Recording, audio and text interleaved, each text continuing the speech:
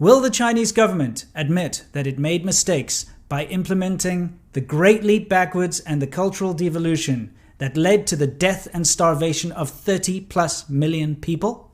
No, they blame natural disasters and foreign powers. Killing all the sparrows is not a natural disaster.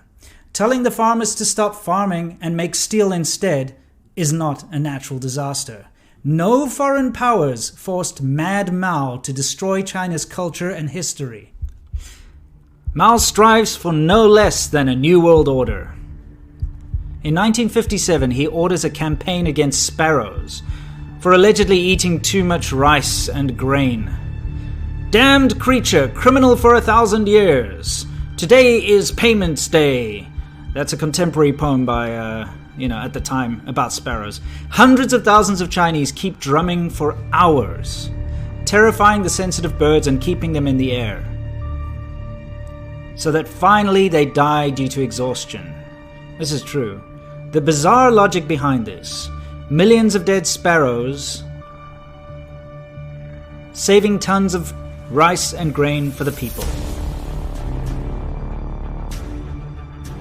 Finally, about 2 billion sparrows were killed, and as a consequence, insects and vermin proliferate rapidly. So you have locusts and various other things which the sparrows would eat, now eating all the grain.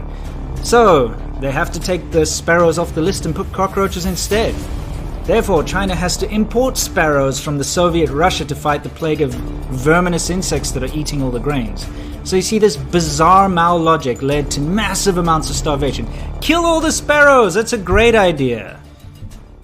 It was a self-inflicted wound. Will the Chinese government admit that the Tiananmen Square massacre that saw countless university students mowed down and killed by the military was a bad thing?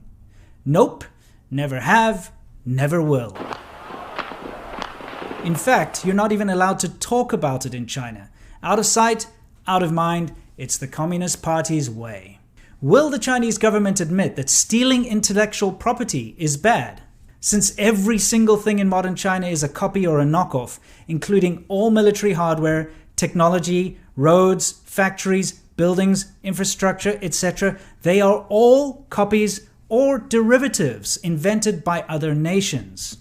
No, it will defend the thieves because the Chinese Communist Party itself are thieves.